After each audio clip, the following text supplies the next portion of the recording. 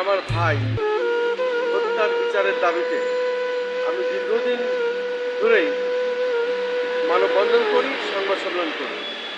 বিশেষ করে আমার আব্বা ব্রিটিশ আমলে পুলিশের চাকরি করে এবং ব্রিটিশ আমলে পুলিশের চাকরি করার অবস্থায় তিনি ব্রিটিশ বিরোধী আন্দোলনে সক্রিয় ভূমিকা রাখেন। এরপরে উনি পানি উন্নয়ন বোর্ডে খুলনা অঞ্চলে চাকরি করতেন এবং খুলনা অঞ্চলে চাকরি করা অবস্থায় দেশে মুক্তিযুদ্ধ হয় এবং যেহেতু ওনার অস্ত্রের ট্রেনিং জানা ছিল পুলিশের চাকরি করা অবস্থায়, সে কারণেই উনি ওনার সহকর্মীদের নিয়ে মুক্তিযুদ্ধে ঝাঁপিয়ে পড়েন এবং অস্ত্রের ট্রেনিং উনি দিতেন। খুলনা সুন্দরবন এলাকা থেকে বিভিন্ন এলাকায় উনি যুদ্ধে সক্রিয় ভূমিকা রেখেছেন। আমার মা বাবা মুক্তিযোদ্ধা, আমার বড় ভাই মুক্তিযোদ্ধা, আমার যে ভাইকে হত্যা করা হয়েছে সেও মুক্তিযোদ্ধা। আমরা মুক্তিযুদ্ধের সহযাত্রী। আমার বাপ চাচারা মুক্তিযোদ্ধা, আমার মামা মুক্তিযুদ্ধের সংগঠক ছিল। এই হিসাবে আমাদের পরিবার রাজনৈতিক পরিবার, মুক্তিযোদ্ধা পরিবার এবং সাংবাদিক পরিবার। আমি 2006 সাল থেকে এইভাবেই জাতীয় প্রেস ক্লাবের সামনে আমার পিতা ও ভাই হত্যার বিচারের দাবি জানিয়ে আসছি। আমার ভাই একজন বড় মাপের ঠিকাদার ছিলেন, পানি উন্নয়ন বোর্ড ও এলজিইবি, এবং বিশিষ্ট রাজনীতিবিদ, সমাজকর্মী। উনি একটি বড় কাজ নিয়ে ফেনীতে গিয়েছিলেন। ফেনীতে কাজটা যখন সুসম্পন্ন করেন তখন জয়নাল হাজারী জীবিত ছিল। কাজ শেষ হওয়ার সাথে সাথে জয়নাল হাজারী তাকে তার বাহিনী দিয়ে অস্ত্রশস্ত্র দিয়ে তাকে অপহরণ করে তুলে নিয়ে যায়, একটি বদ্ধ ঘরে আটকে রেখে ব্যাংকের ম্যানেজার নিয়ে আসে।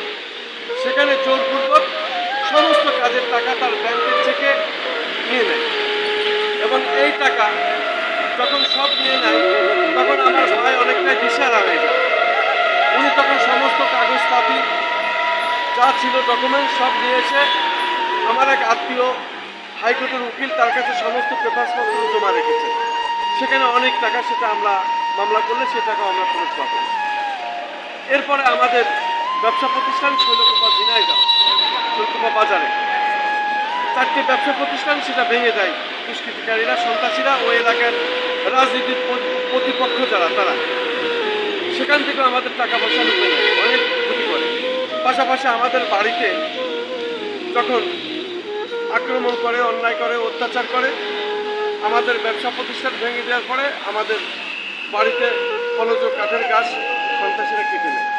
পাশাপাশি আমার বাড়িতে লুটপাট করে আমাদের গয়নার শুরু এবং নগদ অর্থ সহ টাকা পয়সা লুটে নেয়।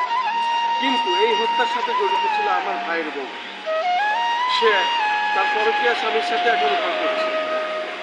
সে তার পূর্বের পরিকল্পনা নিয়ে এসে এবং পূর্বের যে প্ল্যান নিয়েই সে এখানে আসে, তার স্বামী যে এখন বাচ্চা, তার ষড়যন্ত্রে এসে তাকে বিয়ে করে এই নগদ টাকা পয়সা লুপে নেওয়ার কারণে, স্বর্ণ অলঙ্কার লুপে নেওয়ার কারণে সেই প্ল্যান করে এসে মূলত বিয়ে করে। এসে তারপরে সে তার আসল রূপ পরে প্রকাশ পায় যখন সে তার স্বামীর হাত ধরে চলে যায় এবং সেখানে এসে এখন ঘর সংসার করছে। সমস্ত টাকা পয়সা স্বর্ণ অলঙ্কার লুটপাট করে নিয়ে নেয়। আমি এদের ফাঁসি চাই। তার ভাই জড়িত, তার বাবা জড়িত, ওই এলাকার কিছু কষাই জড়িত, যাদের দিয়ে টাকা পয়সা দিয়ে এই খুনখারাপি করাইছে, যেমন শাহিন কষাই, মোহিত কষাই, পাইলট কষাই, নাবলা কষাই, এই ধরনের আরও কষাই আছে। শাহিন কষাই, সামুদ্রিক কষাই, দুর্লভ কষাই, এদের আবার নেতা আছে ওই এলাকায় দুজন। একজন হচ্ছে নেকবার গং, আরেকজন হচ্ছে সরোয়ার গং। এই সরোয়ার গং আমার ভাইয়ের অনেক টাকা সে আত্মসাৎ করেছে। এদেরকে আইনের আওতায় নিয়ে এসে রিমান্ডে নিলে, জিজ্ঞাসাবাদ করলে সব টাকা পয়সা আমরা ফিরে পাবো। এই খুনির রহস্য আমরা বের করতে পারবো। এই খুনির সাথে যারা যারা জড়িত আছে, এই টাকা পয়সার ভাগ যারা যারা খেয়েছে, স্বর্ণ অলঙ্কারের ভাগ যারা যারা নিয়েছে, প্রত্যেকে আমরা দেশের পরিচালিত আইনে বিচার বিভাগে উচ্চতর তদন্তের মাধ্যমে আমি রিমান্ডে চাই।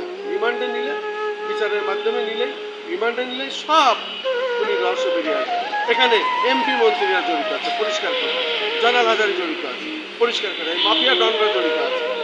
ওখানে যারা এমপিরা ছিল, রাজনৈতিক নেতারা ছিল, অনেকে মারা গেছে, অনেকে জীবিত আছে এবং ওইসব কারণে অনেকে আইন পেশায় মারা গেছে আর টাকা পয়সা নিচ্ছে।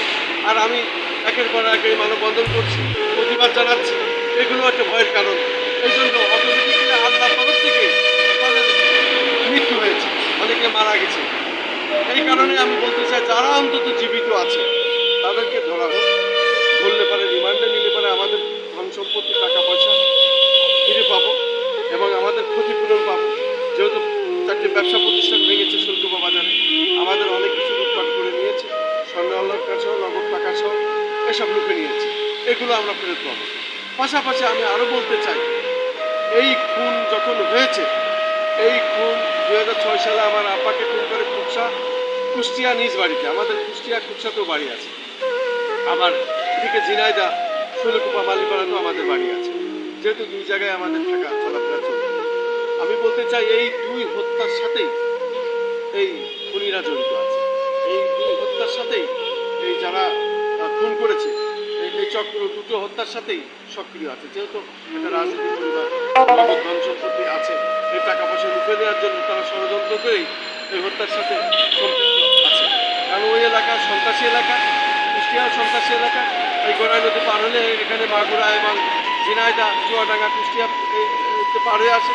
আবার রাতারাতি যদি গড়াই নদী পার হয় তাহলে ওদিকে ফরিদপুর, ওদিকে রাজবাড়ি, ওদিকে কুষ্টিয়া সব পাঞ্চা পেয়ে যায়। মানে অভয়ারণ্য। এটা স্বাধীনতার পর থেকেই ওই এলাকাটা শেষ করে দেন। এখানে আপনি কেন দাঁড়িয়েছেন? আমি দাঁড়িয়েছি আমার পিতা ভাই হত্যার বিচারের দাবিতে। এই 19 বছর প্রায় আমি এইভাবে দাঁড়িয়ে মানববন্ধন করি এবং সংবাদ সম্মেলন করি। আমি তৎকালীন সময় ঝিনাইদহ জেলা প্রেস ক্লাবে আমি সংবাদ সম্মেলন করি হত্যার বিচার দাবিতে, এবং ঝিনাইদহ শহরে আমি মানববন্ধন করি। কিন্তু নাম উল্লেখ করে বললে পারেও খুনিদের ধরে না, খুনিরা দিনের আলোয় ঘুরে বেড়ায়। কারণ যেহেতু যখন যে সরকার আসে তখন তাদের সাথে তারা আঘাত করে এবং তারা হয়ে যায় তখন বড় নেতা। কি আওয়ামী লীগ কি বিএনপি এর সাথে কোনো সাথে নেই, তখন যে সরকার তখন সে তার নেতা। এইভাবে নেতাদের সাথে হাত মিলাই তারা এইসব খুন খারাপি অন্যায় অত্যাচার টাকার বিনিময়ে করে বেড়ায়। আমি তাদের ফাঁসি চাই, দৃষ্টান্তমূলক। আপনার বাবা ভাইকে কে হত্যা করেছিল? এখানে আমি যেমন নামগুলো বললাম, যে আমার ওই ভাইয়ের বউ সে সব জানে, ওই তার তার ভাই মিল্টন সে সব জানে, তার আব্বা সে সব জানে, আকাশ মিয়া। এবং ওই এলাকার আরও কিছু কসাইরা আছে যাদেরকে টাকা পয়সা দিতে হয়েছে, তারা সব জানে। এলিট জানে, এলিট সব কিছু জানে। যেহেতু এলিটের বাড়িতে আমার ওই ভাই বউকে সে নিয়ে রাখতো। বাকি বিল্লা জানে, বাকি বিল্লার বাড়িতে আমার ওই ভাই বউকে নিয়ে রাখতো জানে। এবং ওই এলাকায় আরও খুনি যারা যারা আছে সেই সব জায়গায় তাদের চলাফেরা ছিল। যেমন একজন আছে হচ্ছে যে ওই এলাকায় খুব নাম করা দস্যু ডাকাচ্ছে অলিয়ার, সে জানে সব। এবং ওই এলাকার আরও খুনিরা আছে, যেমন আমি আব্দুল ওহাবের নাম বলবো, সে সাবেক এমপি, তার নাম বলবো। তারপরে তার ভাইস্তে বলবো, সাহেব আলীর কথা বলবো, তাদের গঙের কথা বলবো। ওখানে খলিল আছে পৌর মেয়র, সে তার কথা বলবো। তাদেরও গং থাকতে পারে, যেহেতু আমার ভাই রাজনীতিকভাবে তার অনেক শত্রুতা ছিল। আপনি বলছেন এটা উচ্চতর তদন্তের মাধ্যমে বিচারটা। আমি উচ্চতর তদন্ত না হলে পারে এই বিচার সঠিকভাবে আনা যাবে না। কারণ এখানে এমপি মন্ত্রীরা জড়িত, বড় বড় মাফিয়ারা জড়িত। এদের বিচারের আওতা আনা মানে খুব কঠিন ব্যাপার। এবং ওই বিচারের দাবি জানানোর জন্যই আমি বাড়িঘর অতীত অবস্থায় ফেলে দিয়ে চলে এসেছি। 4টি ব্যবসা প্রতিষ্ঠান ভেঙে দেয়, বাড়িঘর লুটপাট করে যায়। সেখানে আমি থাকলেও আমাকে কবরে শুয়াই দেবে এবং খুন করবে। তারা দিন দুপুরে ঘুরে বেড়ায়। তারা বলেছে যে তোরা বাড়ি যদি আসিস, তোর ভাইকে যেভাবে বাপকে যেভাবে হত্যা করেছি তোকেও সেভাবে হত্যা করবে। এতে স্পষ্ট তারা বোঝাই যাচ্ছে খুনি খেলা। তারা রাতের আধারে আমাকে কাঁসা নিয়ে কোপায় মারতে আসে। কোনো রকম জানে বেঁচে আমি পালিয়ে এসেছি, এলাকায় চলে এসেছি, ছেড়ে চলে এসেছি। রাজধানী ঢাকায় আমরা পালিয়ে বেড়াচ্ছি। আমার ভাই সেও একজন নাম করা আলোকচিত্র শিল্পী এবং বিশিষ্ট সাংবাদিক, এবং ফাইন্যান্সিয়াল এক্সপ্রেসে সে এখন চাকরি করে এবং সেও কর্মরত অবস্থায় আছে। তাকেও মেরে ফেলার জন্য রাজধানী ঢাকাতে একটা প্লাজারো গাড়ি দিয়ে তার উপরে গাড়ি চাপা দিয়ে হত্যা করার চেষ্টা করা হয়। সে আহত হয়, পায়ে আঘাত লাগে, শরীরে আঘাত লাগে। সঙ্গে সঙ্গে আমার ঢাকা মেডিকেলে আমি খবর পাওয়ার পরে আরও তার সাংবাদিক যারা যারা সহকর্মী আছে নিয়ে ঢাকা মেডিকেলে ভর্তি করা হয়। ঢাকা মেডিকেলে ভর্তি করার পরে বেশ তারপর কিছুটা সে সুস্থ হলে আবার দেশে চলে যায় ঝিনাইদহ। সেখানে সে সুস্থতা হয়ে তারপরে আবার চাকরিতে এসে আসে। আমরা ঢাকাতেও ভালো নাই, কারণ এই খুনিদের হাত অনেক বড়। আমাদের মারার জন্য এখনও তারা পথ পেতে আছে, বিভিন্ন রকম প্ল্যান প্রোগ্রাম তারা করে বেড়াচ্ছে। তারপরেও আমি ক্ষান্ত হচ্ছি না এই কারণেই, আমার যেহেতু সব চলে গেছে, আমার আর বেঁচে থাকার দরকার নেই। আমি চাই ন্যায় বিচার, খুনিদের ফাঁসি, তারপরে আমার চাওয়া হয়ে যাবে।